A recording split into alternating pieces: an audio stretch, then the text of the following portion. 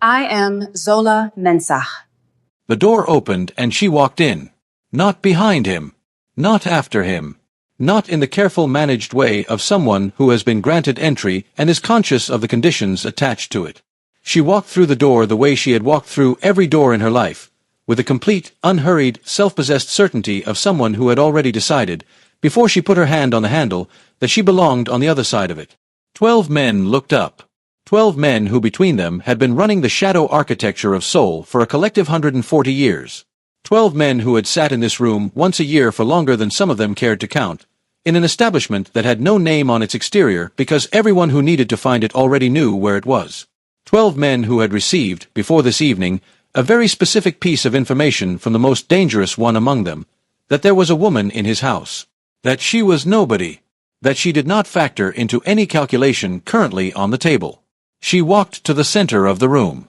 She did not look at him. She looked at the 12 men. And she said her name. Not his. Not a title. Not an explanation or an apology or a performance of belonging. She said her own name, clearly, without ceremony, without checking the room to see whether it was ready, without asking a single person at that table for their permission to exist in front of them. And the room, all 12 of them, 5 networks, 1 table, 40 years of deliberate, uninterrupted, impenetrable gathering, went completely silent. This is part 3. This is what happens when the most feared man in Seoul tells his enemies a woman is nobody. And she decides to walk in and introduce herself anyway. Welcome to Soul of Africa, where African hearts and Korean souls meet in the most emotional love stories ever told. Subscribe right now. Turn on the notification. Part 4 is already being written, and it begins the moment she walks through a door alone. Before we go any further, if you are new here, if you have never heard the name Zola Mensah or John Miho, if you do not know about the driveway and the word please and the kitchen floor and the door that she closed when she was supposed to run through it, stop right now. Go watch part 1 and part 2 first. Both of them. In order. Come back when you are done. I am not saying this lightly. What happens in this part will not carry the weight it is supposed to carry without what came before it. The moment she says her name in that room will not land the way it lands unless you know exactly what it cost to get her there. Part 1 and Part 2 are linked in the description and in the playlist. Go watch them. Then come back. This story will be here waiting. For everyone who did, welcome to Part 3. The city of Seoul had been going about its ordinary business for 7 days since Director Beck boarded a flight and ceased to be a problem. 7 days of ordinary Seoul, traffic and light and the specific noise of a city that does not pause for the private decisions of the people moving through it. 7 days during which the house had been warm and the plants had been on the windowsills and the coffee had appeared at 7 with 2 sugars and his hand had covered hers at the kitchen table in the morning and neither of them had been maintaining a distance. 7 days. And then the message arrived. 3 words. No greeting. No context. The specific economy of communication that belongs to someone who has never once needed to explain themselves and does not intend to start. Dinner. Thursday. He read it twice. Put the phone down. Picked it up and read it a 3rd time. Seo Jun appeared in the office doorway the way he appeared when something significant had shifted in the building's atmosphere.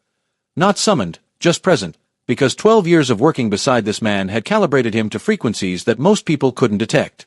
Miho held the phone out. Seo Jun read it.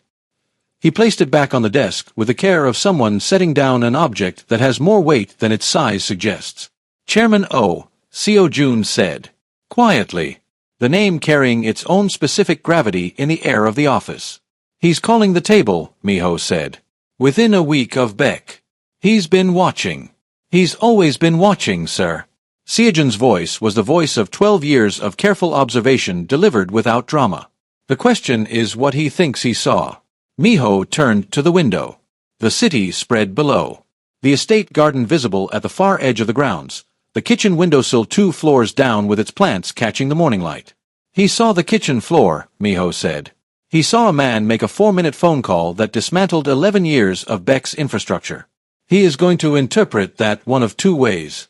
Strength or vulnerability, Seo Jun said. Both, Miho said. Depending on what he decides she is. The silence between them had the quality of 2 men arriving simultaneously at the same answer and neither of them pleased about it. Seo Jun stood very correctly in front of the desk. Miho looked at the city.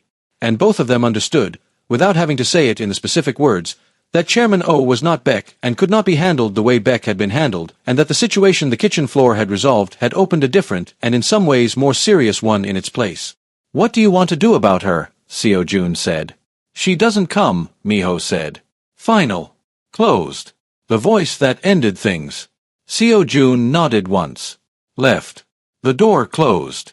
Miho stood at the window alone with the message on the desk and the city below and the kitchen windowsill with its plants and the knowledge, sitting somewhere in the part of himself he had been learning to be honest with, that he had just made the same decision he had made before the east corridor and before the kitchen floor and before 3 parts of this story had proven it wrong.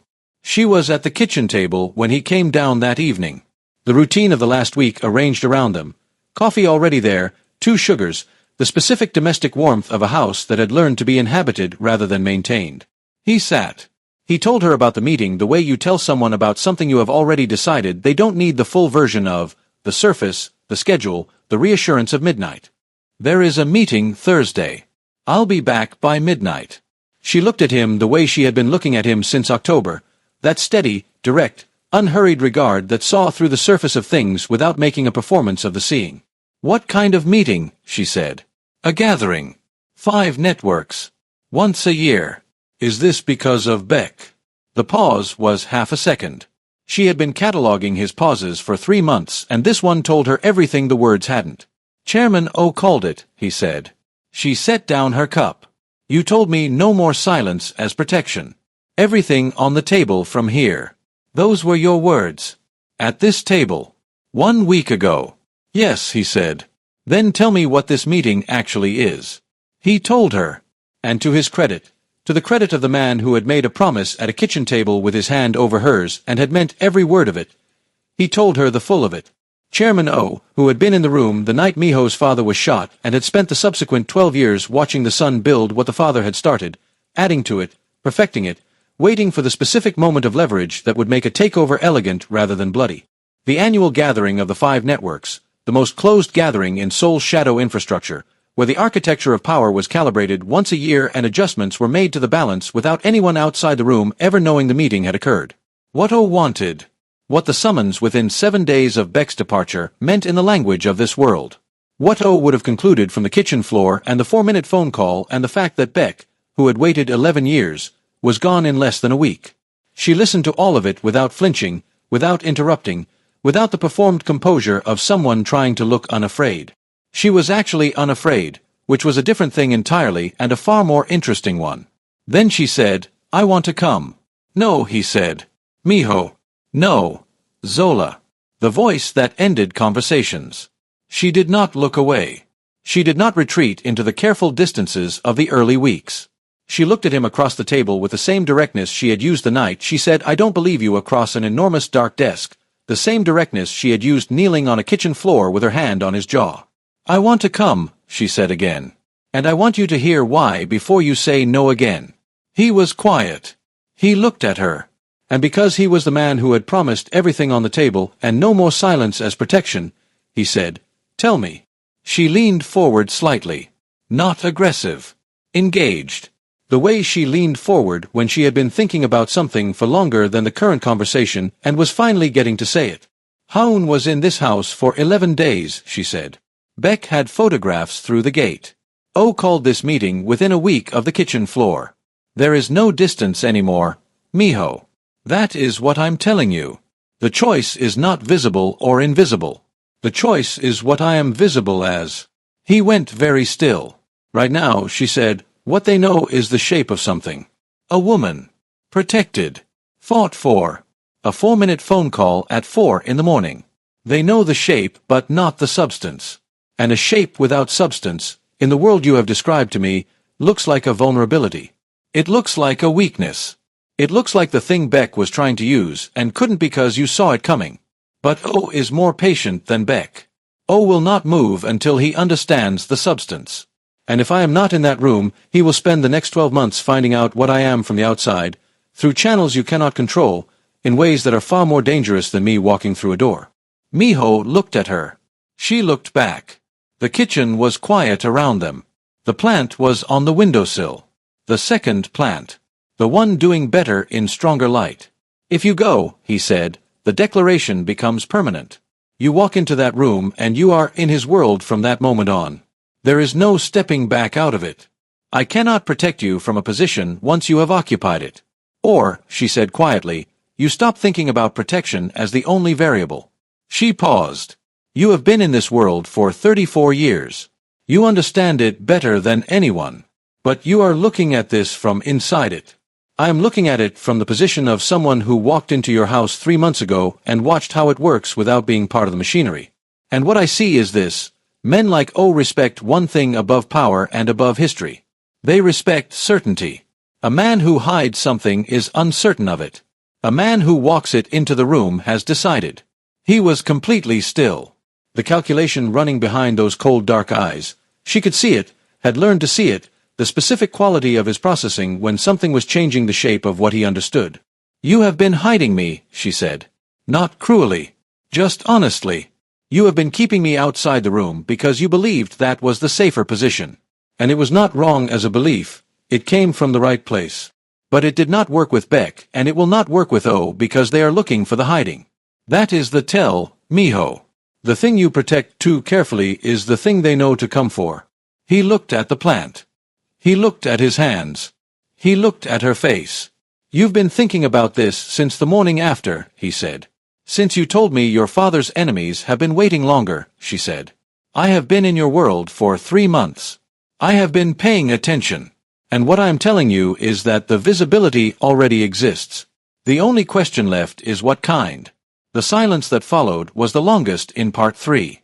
Not the silence of a man being argued into something. The silence of a man recognizing something he already knew and had not been examining closely enough. He sat with it the way he sat with everything that mattered, letting it exist at full size, not compressing it into something more comfortable. You're asking me to let you walk into the most dangerous room in Seoul, he said. No, she said. I'm asking you to trust me the way I trusted you when I closed that door and came back. The kitchen was entirely quiet. The city was outside being enormous and indifferent. The plant was on the windowsill doing better in stronger light. And John Miho, who had controlled every variable in his world for 34 years, who had built an empire on the principle that nothing could be used against him, who had sat across a table from armed men without blinking and had walked into dark corridors with 4 words to Seo Jun and had stood in a driveway in the cold and said please and had been found on a kitchen floor by a woman who refused to leave, sat across from her and said the 2 words that meant he had arrived somewhere he would not be going back from. I know, he said. Not, fine. Not, I concede. Not, you win the argument. I know. The words of a man who has known since the first morning his coffee appeared with 2 sugars without him having to ask that this woman was always going to end up standing in exactly the room he was most afraid to take her to, because she understood his world better than he had given her credit for, and had been understanding it quietly and completely since the very first week. Then he told her everything about O. The full history. The night with his father. The 12 years of watching. The specific architecture of how O built toward things and what he would be expecting from this meeting and what the table's response to her presence would likely be. He told her all of it the way he had promised. Everything on the table, no silence as protection, and she listened to every word and asked 3 precise questions and he answered all 3. And they sat in that kitchen until past midnight with the cold coffee between them and the plant on the windowsill and the warmth of a house that had been inhabited by 2 people who had stopped managing the distance between themselves and started simply living in it. When she finally stood to go to bed, she paused at the kitchen doorway. There is one thing I need from you, she said. He looked at her. Anything. Tell me what O looks like when he respects something, she said. Not when he is being polite. Not when he is performing the room. What it actually looks like on his face when something has changed his understanding. He was quiet for a moment. Then he told her. And she listened. And then she said good night and went upstairs. And he sat alone at the kitchen table in the warm late-night kitchen and he thought, she is going to be fine. And then he thought, more than fine. And then he sat with what that meant for a long time. Seoul at night has a particular quality when seen from the inside of a moving car. Enormous. Lit. Indifferent to the specific weight of what the people inside the cars moving through it are carrying. The car moved toward the establishment at 11 on a Thursday night and Miho and Zola sat in the back and the city moved past the windows and neither of them spoke for the first several minutes. She was dressed simply. Dark. The specific elegance of someone who does not need the clothing to announce what the person is already announcing. She was looking out the window the way she looked at things she was preparing for, with the complete, undivided, unhurried attention she brought to everything she had decided mattered. He was looking at the building they were approaching. The establishment with no name, its facade dark and ordinary from the outside, the kind of door that only people who knew walked through with purpose. "When you go in," he said, "you walk beside me. Not behind." "Yes," she said. "Do not look directly at O until I have spoken to him first. The first eye contact establishes the register of the exchange. Let me set it." She nodded. "There will be men in that room who will try to establish your position in the hierarchy through small signals, where you sit, whether you are offered the same deference as a named guest. Don't respond to these signals. Don't look for them. Just exist in the room the way you exist everywhere." She looked at him then. "Like yourself," she said. "Like yourself," he agreed. The car stopped. The driver opened the door.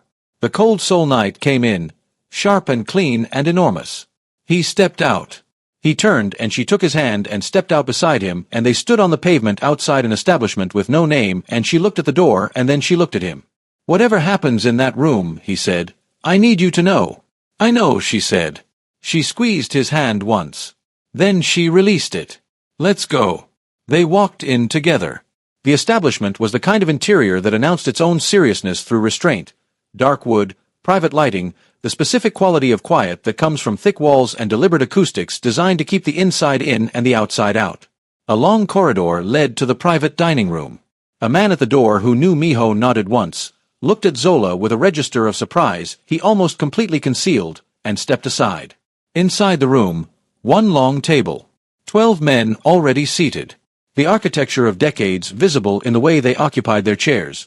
Not relaxed, but settled, the particular settledness of people who belong to a space so completely that they wear it like clothing. At the head of the table, silver-haired and broad-shouldered and entirely composed, Chairman O looked up as the door opened. He took in Miho. Then he took in her. And for exactly 1 second, one single second in 40 years of doing this, his face did something that it almost never did in this room. It recalculated. "I wasn't aware you were bringing a guest," he said. Pleasantly.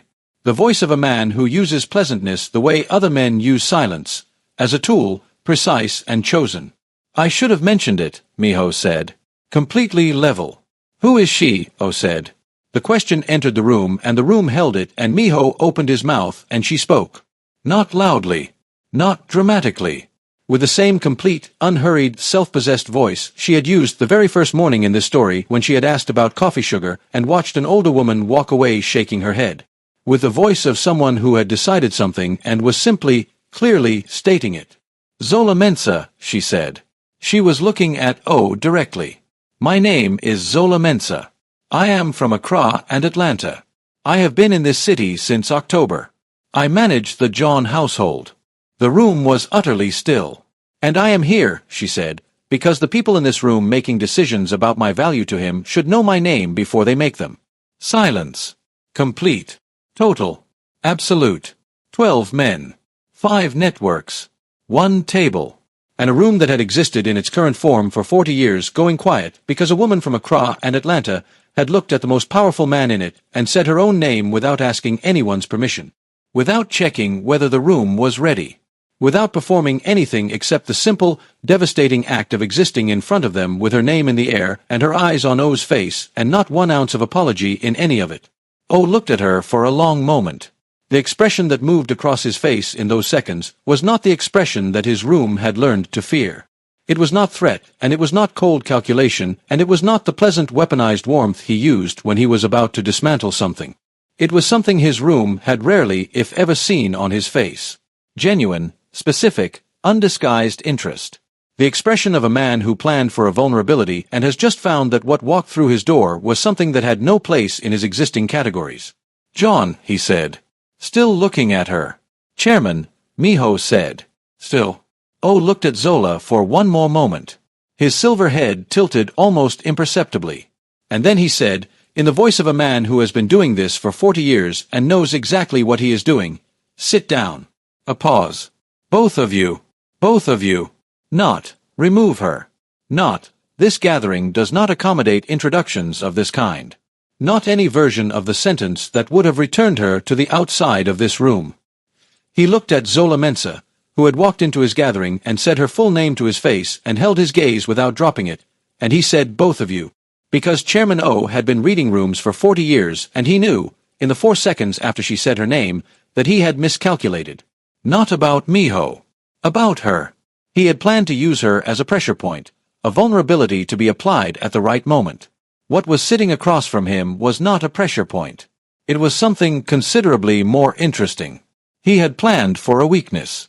What walked through the door was a declaration.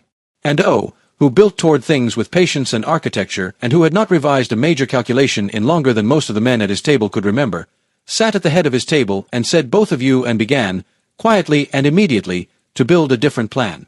The car on the way back moved through Seoul at midnight, and the city was doing what it always did, enormous and continuous and completely indifferent to the specific gravity of what was being processed in the back of a black car moving through its streets. She was looking out the window. He was looking at his hands, and then at the back of the seat in front of him, and then at the side of her face in the way of a man who is processing something and keeps returning to the same point to do it. The silence was not uncomfortable. It was the silence of two people who are each holding something significant and are not yet ready to break it open. You looked at him, he said finally. Oh. Before I had spoken to him. I know, she said. I told you to wait until. I know. She turned from the window. Did it work? The pause that followed was the most honest pause in part 3. A man sitting with the specific quality of being wrong about the method and right about the outcome, and knowing that she had known both before he did. Yes, he said. Very quietly. It worked.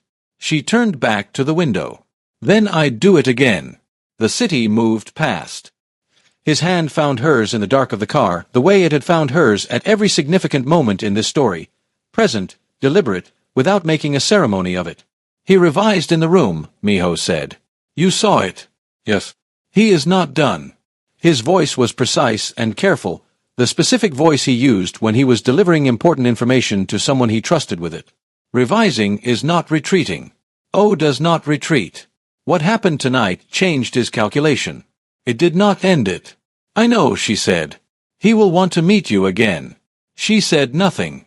She was looking at the city, and her face in the window's reflection was doing the thing it did when she was thinking, that focused, internal, complete absorption in whatever was directly in front of her mind. Alone, Miho said. Without me in the room. Zola turned and looked at him. In the dark of the car, his sharp angular Korean jaw, his cold dark eyes, the expression on his face that only existed in kitchens and corridors and driveways and cars and dark hallways with candles, the expression of a man who has no armor left with this specific person. He was looking at her with all of it visible and none of it managed. He wants to understand what you are, Miho said. He had you categorized as a variable I was protecting.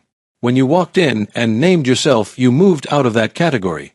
And O does not leave things outside his categories. He will want to place you correctly. He will want to do that without me present because I am the context he already understands. You are the context he doesn't. And O, who has built everything he has by understanding context before he uses it, will want to sit across from you alone and find out what you are made of. The car was quiet. Soul was outside being soul. She was looking at him with her large, warm, dark brown eyes in the late-night darkness of the car, and her face was holding the expression of a woman who has just heard something she was already expecting and has already begun her response to it. What do you want me to do? She said. He looked at her for a long moment. This man who had spent 3 months giving her exits and codes and private corridors and 2 sugars in a coffee cup and 4 words to Seo Jun before walking into danger. This man who had said please in a driveway and I know at a kitchen table and both of them at a long table in a nameless establishment. He looked at her and he said the thing that meant they were somewhere entirely new, somewhere past the house and the driveway and the kitchen floor and into the wider, colder, more complicated world that his father had built and he had maintained, and she had been quietly, steadily, without performance or announcement, preparing herself to stand beside. Whatever you decide, he said. I'll be the thing that's ready when you need it. She held his gaze. That's not what you usually say. No, he said. It isn't. She looked at him for one more moment. Then she turned back to the window. To Seoul moving past. To the city that had no idea what was building inside one of its black cars at midnight, or what the woman looking at it through the glass had already decided, or what Chairman O was going to find the next time a door opened and she walked through it. She said her name, the narrator says, and the room went quiet. But O going quiet was not O surrendering. It was O reclassifying. And a man who has been building toward an empire for 12 years with the patience of someone who knows exactly how long things take, reclassifying a variable is not a pause. It is a new beginning. He wants to meet her alone. No Miho. No CO June. No exit code. No 4 words delivered in a corridor before the danger. Just Zola Mensa, from Accra and Atlanta, who asked about coffee sugar on her first day and moved a plant to a better window and closed a door she was supposed to run through and found a man on a kitchen floor and refused to leave and walked into a room of 12 men and said her name without asking anyone's permission. So here is the question part 3 leaves you with. When she sits across from Chairman O alone, and she will, because you could see the decision already made in the way she went quiet in the car, the way she turned back to the window with her face doing the thing it does when she has already arrived at the next thing and is simply waiting for events to catch up, what does O want from her? And what does she want from him? Because O has spent 12 years building toward Miho's empire. And Zola has spent 3 months inside that empire learning everything about the world it sits in. And when those two things sit across from each other at a table, without Miho between them, without the house and the corridor and the kitchen as context, what gets said is the sentence this entire series has been building toward. Not the driveway. Not the kitchen floor. Not her name in a room of 12 men. The sentence that comes after all of those. She had known it was coming since the car. Not in the way you know something when someone tells you. In the way you know something when you have been paying close enough attention long enough that the logic of events arrives at its conclusion before anyone speaks it out loud. O had said both of you and meant it in the specific way of a man who has just updated his model of the world and wants to spend more time with the element that caused the update. She had seen it in his face across the room, that fractional, specific, almost entirely concealed recalibration, and she had understood in real time what it meant. He would want to meet her alone. She had known it before Miho said it in the car. She had been sitting with it the whole way back, looking out the window at Soul being Soul, turning the shape of it over the way she turned everything over, with unhurried, complete attention, from every angle, until she understood what it required of her. In her room that night, after midnight, she sat on the edge of the bed and she thought about a man who had been in the room when Miho's father was killed and had spent 12 years building quietly toward the empire the son had made. She thought about patience as a weapon. She thought about architecture, the kind that builds toward something across years and does not announce itself and does not hurry and does not make the mistake of moving before the moment is exactly right. She thought about what Miho had told her at the kitchen table. The full of it. The history and the method and the specific quality of O's mind. She thought about the 3 questions she had asked and the answers she had received and what the answers told her about what O would be looking for when they sat across from each other. She thought about her grandmother, Abina, who had sharp eyes and sharper opinions and who used to say, the most dangerous conversation is not the one where your opponent is trying to hurt you. It is the one where your opponent is trying to understand you. Because if they understand you completely, they own the map of you. And if they own the map, they can navigate you anywhere they choose. Know what you want to give them, her grandmother had said. And know what you will never give. She sat on the edge of the bed at midnight in Seoul, and she decided what she would give Chairman O. And she decided what she would never give. And then she decided something else, a third thing, the thing that was neither of the first 2 but was built from both of them. And when she had decided it, she set it carefully in the part of herself where she kept the things that mattered and she lay down and she went to sleep. In the morning, the coffee was already made when Miho came to the kitchen. 2 sugars. He sat down. She was at the counter. Neither of them spoke for a moment in the way they didn't speak in the mornings because the mornings had their own silence now, a built silence, a chosen one. He said, O's people will reach out today or tomorrow. She said, I know. He said, when they do, I want to be in the room for the first contact. Not the meeting, I know you're going alone. But the first contact. She looked at him over her shoulder. Why? Because the terms of how it is arranged will tell me what he is planning, he said. The location he proposes. The time. Whether he asks through an intermediary or directly. These things will tell me more about his intention than anything he says in the meeting itself. She nodded. That's smart. He looked at his coffee. Then he looked at her. He was quiet for a moment in the specific way of someone who has something to say and is deciding how to say it. Are you afraid? He said finally. She thought about it honestly. No, she said. She turned back to the counter. Should I be? He was quiet. Then, of him specifically? No. He will not harm you directly. His method is never direct. He is the kind of man who builds circumstances rather than events. He will try to place you into a circumstance that serves him. I know, she said. I have been thinking about what I will and won't give him. He looked at her back. What won't you give him? He said. She was quiet for a moment. Then, the map, she said. He was still. She turned and looked at him across the kitchen. The full of me, she said. He can have the surface. He can have my name and my presence and the fact that I walked into that room.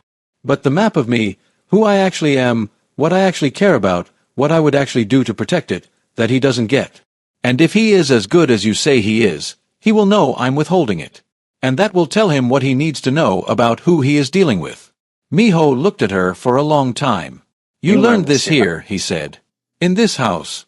In 3 months. She looked at him directly.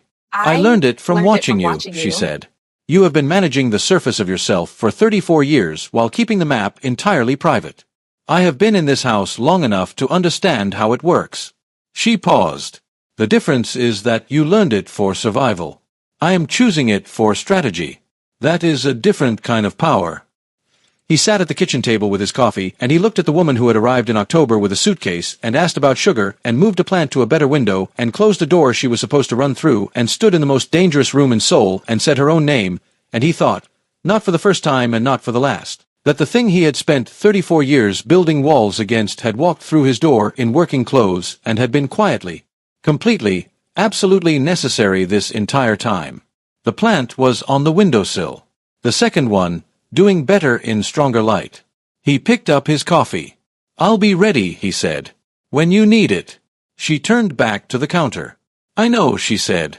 And the morning went on around them, warm and ordinary, and carrying inside it, quietly, the specific enormous thing that was already in motion, and already building, and already coming down the road toward both of them with the patience of something that has been waiting a long time to arrive. Subscribe right now. Turn on the notification. Part 4 is already being written, and it begins the moment she walks through a door alone. No one beside her. Nothing behind her except 3 months of paying complete attention in a world that did not expect to be paid attention to. And everything she learned in it. Don't miss it.